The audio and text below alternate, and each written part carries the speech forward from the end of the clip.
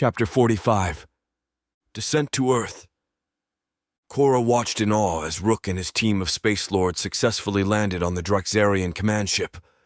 Their audacious skydive from space had opened a new avenue of attack, one that Cora was quick to seize upon. With renewed vigor, she set forth a bold plan, a massive deployment of Space Lords to Earth's surface. She initially intended to lead the ground assault herself, driven by a desire to be at the forefront of the battle. However, Nakia and her Sirens of Tenebris counterpart Mitch intervened. "You're needed here, Cora," Nakia insisted. "Your ability to see the entire battlefield and coordinate our forces is invaluable. I'll lead the ground attack in your stead." Mitch echoed Nakia's sentiment. "Your leadership has been our guiding star, Cora. From here you can make decisions that could turn the tide of this battle." Reluctantly, Cora conceded, recognizing the strategic importance of her role in command. Nakia, a seasoned warrior, was more than capable of leading the ground assault. As preparations for the deployment began, Cora turned her attention to the communication systems. She had overheard Rook's brief exchange with the Russian president and knew the importance of establishing a direct line of communication with Earth's leaders. "Open a channel to President Mikhail Petrov," Cora instructed her communications officer. Within moments, the line was connected. "President Petrov, this is Galactic Warden Cora of the Space Lords," she began, her voice clear and authoritative. "We have heard your call for assistance. Watch the skies for our troops. They'll be coming in hot, ready to join the fight against the Turd-Ysseys forces." On Earth, Mikhail Petrov received the transmission, a glimmer of hope amidst the chaos. "Understood, Galactic Warden," he replied. "We'll be ready to coordinate with your forces. Your assistance comes in our darkest hour." With the communication concluded, Cora turned back to the task at hand.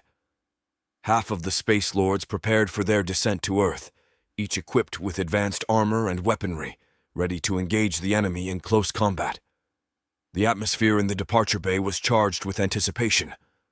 Nakia, now at the helm of the ground operation, addressed her fellow Space Lords. "For Earth, for freedom, we strike. Now let's do what we thought would never happen. Return to the planet of our birth."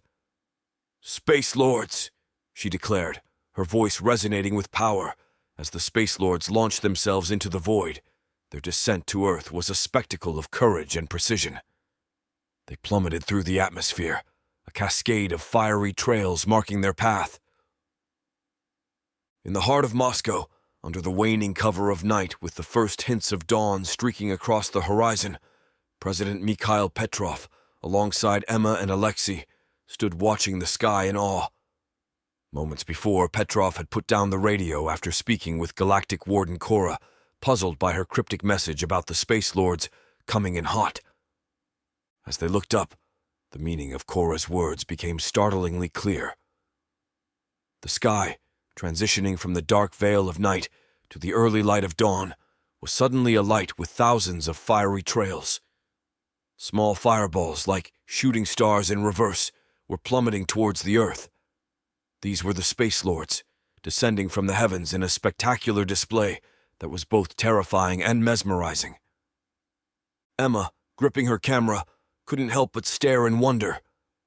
Each streak of fire represented a Space Lord, coming to join the fight against the Turd-Ysseys ground troops that were closing in on their position while slaughtering everyone in their wake. Alexei, standing beside her, murmured in disbelief, "It's like a meteor shower. But these are our saviors." Petrov, watching the spectacle, felt a surge of hope. This was the assistance he had been promised, arriving in a manner befitting a science fiction tale.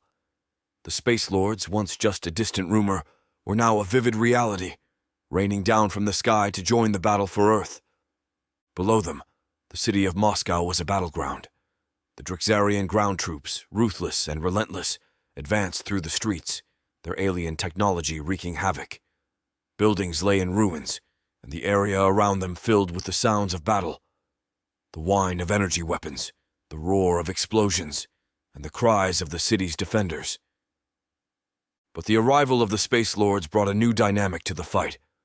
As they landed, the fiery trails dissipated, revealing the figures of black-armored warriors with chests donning a golden phoenix and sword, ready for combat. With precision and speed, they engaged the Dryxarian forces, their advanced weaponry and tactics immediately shifting the balance of the ground battle. Emma, Alexei, and Petrov watched as the Space Lords swiftly turned the tide against the invaders. Each landing was followed by a flurry of activity as the Space Lords moved to outflank and overpower the Dryxarians. The dawn light slowly spread across Moscow, illuminating the city that was now a symbol of Earth's resistance. The arrival of the Space Lords, a dramatic and awe-inspiring sight, was a signal of hope in the darkest of times as the battle raged on. Petrov, Emma, and Alexei knew that this was a pivotal moment. The Space Lords' intervention had given them a fighting chance, a glimmer of hope that they could repel the alien invaders and reclaim their city, their home, their planet. In orbit, from her command center, Cora surveyed the grim situation unfolding on Earth. The Dryxarians had landed an overwhelming number of troops, swarming major cities and engaging in fierce combat with the defenders.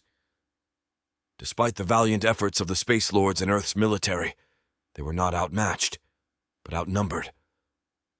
Cora's heart sank as she realized the scale of the challenge they faced. Needing an update from the front lines, she reached out to Rook, who was leading the mission aboard the Dryxarian command ship. "Rook, report your status.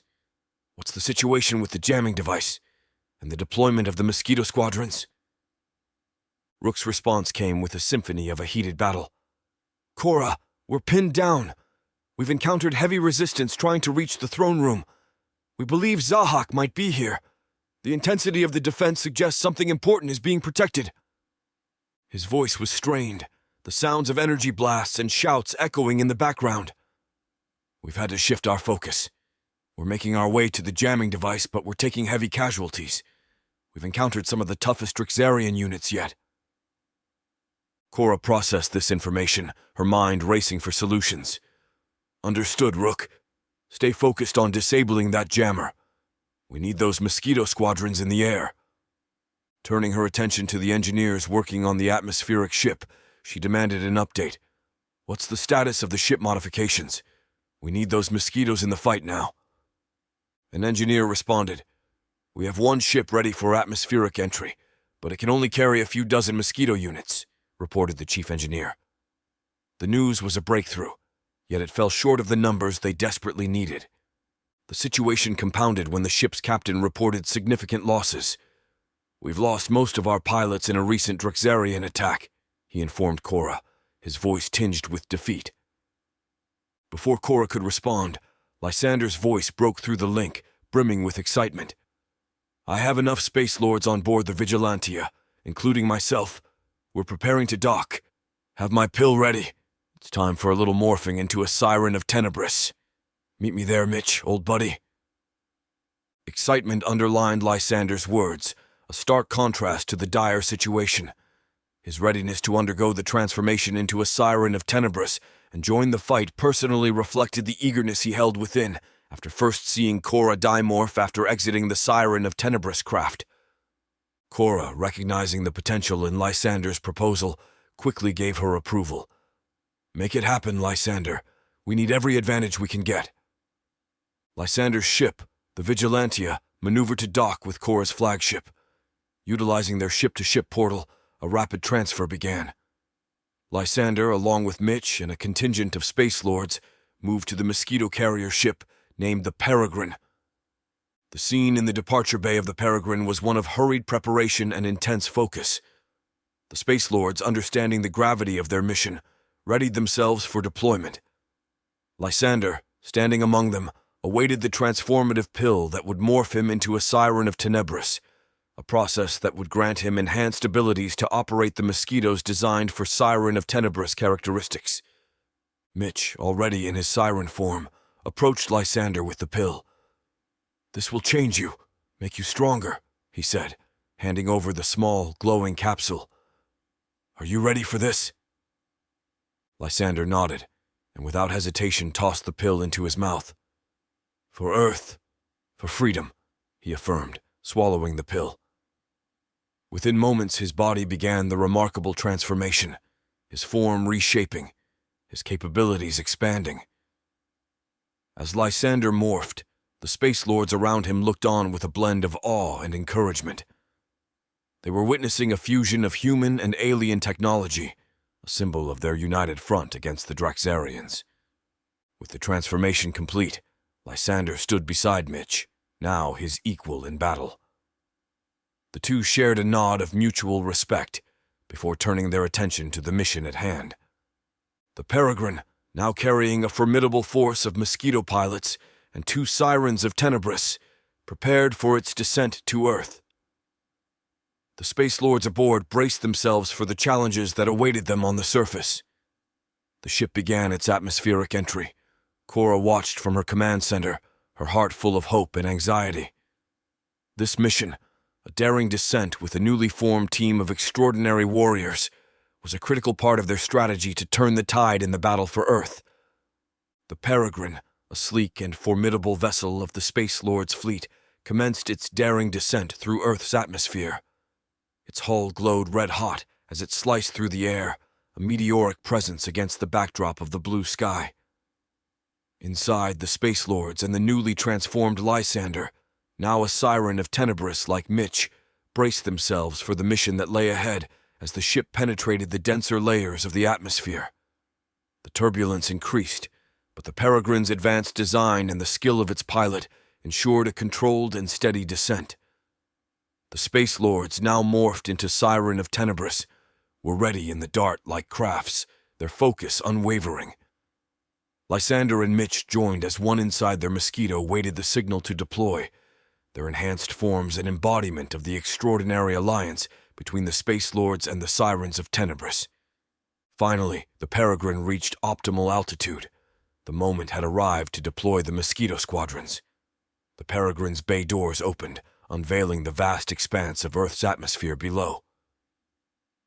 Within, the Space Lords and the Sirens of Tenebris, including Lysander in his newly transformed state, prepared to launch in their mosquito crafts. These dart-like vessels, specially designed for agility and speed, were perfectly suited for atmospheric combat. With a decisive signal from Lysander, the squadron launched. The mosquito crafts, sleek and nimble, shot out from the Peregrine, piercing the sky like arrows. Each craft, engineered for precision and maneuverability, activated its flight systems, stabilizing their descent and allowing the pilots to navigate with expert control. As the mosquito squadron descended, they quickly identified their targets, the Drexarian landing crafts that had been terrorizing the globe. The Space Lords, now in control of these advanced crafts, engaged the enemy with lethal precision. The sky was ablaze with the exchange of laser fire and missiles, the mosquitoes weaving through the Drexarian crafts, exploiting their superior agility to outmaneuver their larger foes.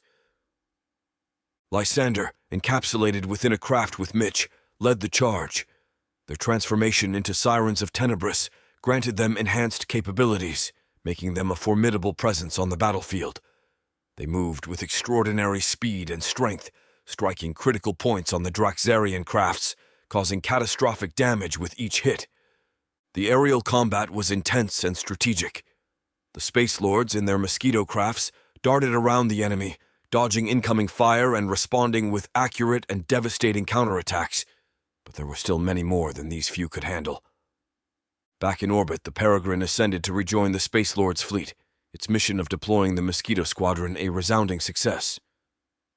The crew aboard the Peregrine watched the battle unfold, proud of their contribution to the critical phase of the conflict.